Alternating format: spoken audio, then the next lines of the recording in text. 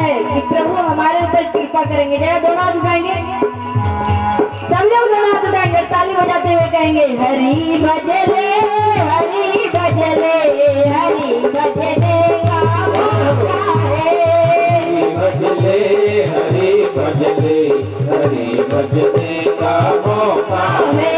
हरि भजले हरि भजले हरि भजने का मौका है। हरि भजले हरि भजले हरि भजने का मौका है। अभी भजले अभी भजले अभी भजने का मौका है। अभी भजले अभी भजले अभी भजने का मौका है। अभी भजले अभी भजले अभी भजने का मौका है। अभी भजले अभी भजले अभी भजने का मौका है।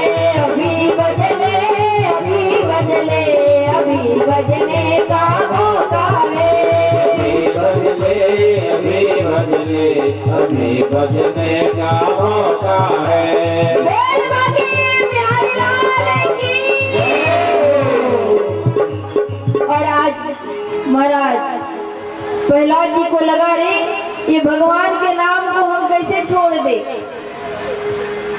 तो भगवान का ग्रह लग जाए ये आपको कैसे पता चलेगा।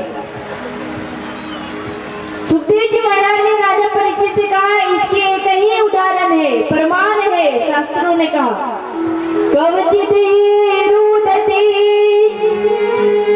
बैकुंठ चिंता से बल चेतना कवचित हसती तत् चिंता लादुद गायती कवचित कहा कवचित रोदती। महाराज जब भगवान से प्रेम बढ़ने लग जाएगा तो आंखों से अश्रु धारा निकलने लग जाएगा, आप रोने लगेंगे। जीवन में एक ही नियम आप रखिए, दुनिया वालों के सामने आप हंसते रहिए, मुस्कुराते रहिए, और रोना है तो भगवान के चरणों में जाकर रोइए। भगवान के पास आप अपनी वेदना को कहिए, अपने कष्ट को कहिए, और दुनिया वालों के पास आप मुस्कुराते नजर आइए। बोले कवचित हंसती कवचित रोदती। कभी कभी भगवान का भजन करते करते अगर आपकी आंख सजल हो जाए तो महाराज यकीन मानिए आप समझ जाइए भगवान ने आपको कहीं ना कहीं भक्ति का बीजारोपण आपके हृदय में किया है। रोने लग जाइए, हंसने लग जाइए। भक्त का पहचान कैसा है, आंखों में आंसू हो, होठों पे मुस्कुराहट रहे। प्रहलाद जी महाराज भगवान के नाम को पकड़े हैं, छोड़ नहीं रहे हैं। विद्यालय गए पढ़ने के लिए, गुरुदेव ने कहा रे प्रहलाद तू ये क्या रटते रहता है। प्रहलाद जी तब भी भगवान के नाम को नहीं छोड़ते। महाराज ये रटना भी ना, अगर रटने में भाव हो, रटने में आपकी श्रद्धा का प्रवेश हो, रटने में अगर विश्वास हो, तो वो रटना भी भगवान को प्रसन्न कर देता है, प्रकट कर देता है।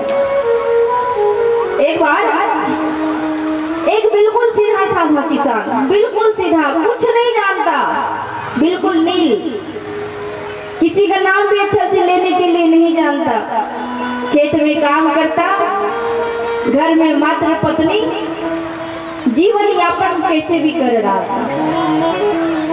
लगा कि महाराज ये दुनिया में सब लोग पूजा करने जाते हैं, भगवान का नाम माला में रटते हैं, लेकिन मुझे तो समय नहीं है, खेती करना है, खेती ना करूं तो भूखे रह जाऊंगा, लेकिन भगवान का नाम भी लेना है, भजन करना है, क्या करूं।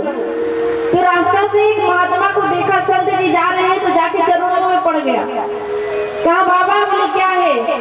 बोले मैंने सुना है कि तू ठाकुर जी का नाम बड़ा लेता है, कोई एकदम सीधा सा नाम मुझे देकर चल जाना जिसको मैं रट पाऊं। ध्यान से सुनिएगा, क्योंकि भगवान का नाम बहुत सारा है ना। अच्युतम केशवम कृष्ण दामोदरम। बोले भगवान के नाम जब आप देखेंगे तो हजारों हजार नाम है। किसान ने संत जी से कहा महाराज कोई कोई सीधा नाम बता देना। संत जी को लगा महाराज सही में ये कुछ याद नहीं कर पाएगा, तो बोला कि जा गोपाल रटना, भगवान का नाम गोपाल है तो जा तो गोपाल का नाम रटना, भगवान खुश हो जाएंगे तुमसे। देखिए दो बात है इसमें, एक संत के द्वारा दिया हुआ आशीर्वाद, भगवान प्रसन्न हो जाएंगे, और दूसरा कि रट तो रहे लेकिन रटने में भाव कितना है। अब किसान महाराज हल जोते और गोपाल गोपाल गोपाल गोपाल गोपाल रट रहे हैं। रटते रटते दोपहर हो गई जब, तो एक बार क्या हुआ कि जो हल में बछड़ा लगा हुआ था वो भाग गया, और जैसे ही भागा तो किसान उसको जैसे ही पकड़ने गया तो खेत में धड़ा। अब मुंह से गोपाल छूट गया, भूल गया कि मुझे बताया क्या गया था। अब ढूंढने लगा कि महाराज कभी कभी होता नहीं कि पेट में होती है मुंह पे नहीं आती है, जुबान पे नहीं आती है, क्या बताऊं याद तो है लेकिन बोल नहीं पा रहा हूं। अब पूरे खेत में ढूंढे महाराज कि मुझे संत जी दोबारा मिले तब तो पूछे संत जी ने कौन सा नाम बताया था, अरे ठाकुर जी का नाम बताया था, कहाँ ढूंढूं किससे पूछूं। तो जब सामने गौ माता को देखा सामने तो उसे लगा कि अरे लगता है संत जी ने गप्पू बोला था। अब गप्पू जी गप्पू जी गप्पू जी रटने लगा महाराज। अब हल चलाए तो गप्पू जी गप्पू जी गप्पू जी। किसान दिन भर काम करते रहे गप्पू जी। शाम को पहुंचा तो सामने पत्नी थी और किसान के मुंह में चल रहा है गप्पू जी गप्पू जी गप्पू जी। पत्नी ने कहा क्या हुआ? बोले कुछ नहीं, गप्पू जी गप्पू जी गप्पू जी। अरे हाथ पैर धो लो। बोले मुझे नहीं धोना है, गप्पू जी गप्पू जी गप्पू जी चल रहा है महाराज। पत्नी बेचारी परेशान, भोजन चूंकि दिन भर बेचारा काम करके आया था। अरे भोजन कर लो। अरे मुझे नहीं करना है, गप्पू जी गप्पू जी गप्पू जी चल रहा है महाराज। अब पत्नी बेचारी रोटी में थाल लगाकर बैठी है। अब सोच रही है कि महाराज ये पति बेचारे अगर भूखे रह गए तो भजन का क्या फायदा होगा। बैठी है सामने थाल लेकर। पति ने कहा अरे तू क्या कर रही है यहाँ पे, सो जा जाकर। गप्पू जी गप्पू जी गप्पू जी। उसके मुंह से गप्पू जी छूट ही नहीं रहा है। पत्नी फिर भी बैठी रही। बोले अरे जा सो जा, मेरे सामने क्यों तू खड़ी है? गप्पू जी गप्पू जी गप्पू जी।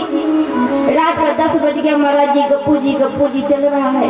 पत्नी को लगा कि अच्छा, पत्नी थोड़ी समझदार थी बेचारी। जा रहे हैं, बगल में एक पंडितानी रहते हैं, जाते हैं उपाय पूछते हैं। इधर पत्नी गई और किसान गप्पू जी गप्पू जी गप्पू जी रट रहा है। अरे मेरा गप्पू जी छूट ना जाए, मैं भूल ना जाऊं। गप्पू जी रटते जा रहा है। पत्नी गई पंडितानी के पास, प्रणाम किया। बोले देखो ऐसा बात है, मेरा पति भगवान का नाम ले रहा है और कुछ न खा रहा है न कुछ पी रहा है, और गप्पू जी कर रहा है। और कहीं ऐसे ही रात भर करते रहे, खाएगा भी नहीं सोएगा भी नहीं, तो महाराज पता चलेगा ये बीमार हो जाएगा तो भगवान का नाम लेने का क्या फायदा। तो पंडितानी ने एक उपाय बताई। बोले जा यही करना। अब आई, आने के बाद फिर सामने खड़ी हो गई। अब उसका पति महाराज गप्पू जी बिल्कुल एकदम बावरे है गए, रट रहा है गप्पू जी। और तभी पत्नी ने कहा सुनो जी। बोले क्या है? गप्पू जी, मुझे बीच में रोका मत करो, गप्पू जी। महाराज पत्नी ने कहा सुनो तो सही। बोले हाँ बोलो। गप्पू जी अपना कर रहा है बेचारा। कि सुनो ऐसा करो, तो ये जो नाम रट रहे हो ना, ये थोड़ी देर के लिए मुझे दे दो और तू जाकर भोजन कर लो, और जब तू भोजन कर लेगा तब तक मैं नाम रटूंगी। किसान समझ गया हाँ ये समझदारी वाली काम करी। ठीक है ला थाली। गप्पू जी अब थाली लेकर बैठा तो ऐसे करता है, ले नाम तू रट और मैं तब तक भोजन करता हूँ। अब पत्नी बेचारी गप्पू जी। पति जोर से बोला था, पत्नी धीरे बोल रही थी। अब अंदर से जल लावे तब गप्पू जी। किसान कह रहा है रट रही है कि नहीं नाम रट रहे हो ना। गप्पू जी बेचारा चल रहा है, भोजन किया, बोला ले अब तू खा ले और मैं देखो देना मैं जब करूंगा। गप्पू जी चल रहा है महाराज। अब रात हुई तो पत्नी को टेंशन हो गया कि अब ये सोएगा नहीं रात भर, गप्पू जी चलेगा। कहा सुनो सो जाओ। बोले चुप रहे, सोऊंगा तो मैं भूल जाऊंगा। पत्नी ने कहा फिर काम कैसे चलेगा। अब वो गप्पू जी में लगा हुआ महाराज, गप्पू जी कर रहा है। पत्नी ने कहा ऐसा कर, आधी रात मैं सोऊंगी तब आप गप्पू जी करना और आधी आप सो जाना तब मैं गप्पू जी करूंगी। अब रात में महाराज आधा टाइम पत्नी गप्पू जी कर रही है। फिर पत्नी को उठाया, बोला कि अरे सुन सो गई क्या। बोले नहीं, पति आधा टाइम में थक गया। पत्नी उठी, फिर वो गप्पू जी कर रही, तब तक पति सोया। सुबह उठा, नहाया धोया, गप्पू जी चल रहा है महाराज। गप्पू जी करते करते पति पत्नी दोनों खेत पहुंचे। पति का लगा रटना गप्पू जी। अब ऊपर से महाराज भगवान ने देखा कि अरे ओह इतने भाव विभोर, ये तो मेरा नाम ही नहीं छोड़ रहा है। दौड़े बैकुंठ से, बोले आज तो मैं जाऊंगा और अभी भक्त को दर्शन दूंगा। लक्ष्मी जी ने कहा अरे प्रभु ये आपका नाम नहीं रट रहा है, ये तो गप्पू जी बोल रहा है। बोला अरे मेरा नाम रट रहा है। बोले नहीं रट रहा है। भगवान आए, लक्ष्मी जी आए तो भगवान एक वृक्ष के नीचे बैठ गए। बोले जाकर पूछ लेना। तो हमारे मध्य प्रदेश में ना खसम बोले जाते हैं, पति को खसम बोला जाता है। तो जब भगवान नीचे बैठे, बोले जाकर तू ही पूछ लेना। लक्ष्मी जी रूप बदली है, अभी बेचारा रट रहा है गप्पू जी। कोई आए जाए कोई मतलब नहीं, गप्पू जी चल रहा है। लक्ष्मी जी रूप बदल कर आई है, साधारण स्त्री अब सामने खड़ी हो गई। अब ये रट रहा है महाराज गप्पू जी। लक्ष्मी जी को देखा, बोले क्या है। बोले सुनो। बोले क्या है। बोले क्या कर रहे हो। अब गप्पू जी बोले तुझे क्या मतलब। अरे बता तो दो किसका नाम ले रहे हो। बोले तुम्हारे खसम का नाम ले रहे हैं। महाराज भागी है लक्ष्मी जी वहां से और कहा भगवान से अरे मैं रूप बदल कर गई फिर भी वो किसान मुझे पहचान गया और कहता तुम्हारा ही पति का नाम मैं ले रहा हूँ। तो प्रभु बताओ ये नाम तुम्हारा कब पड़ा। बोले एक बार मैया ने माखन निकाल के रखो थे और जैसे ही माखन निकाल के रखी तो मैया उधर गई। अब पूजा लाने माखन थी महाराज पूजा के लिए, तो मैंने उठाई माखन और गपाक से मार ली, उसी से नाम मेरा गप्पू जी पड़ गया महाराज। तो भगवान का नाम चाहे आप जैसे ले लो, उसमें भाव भरा होना चाहिए।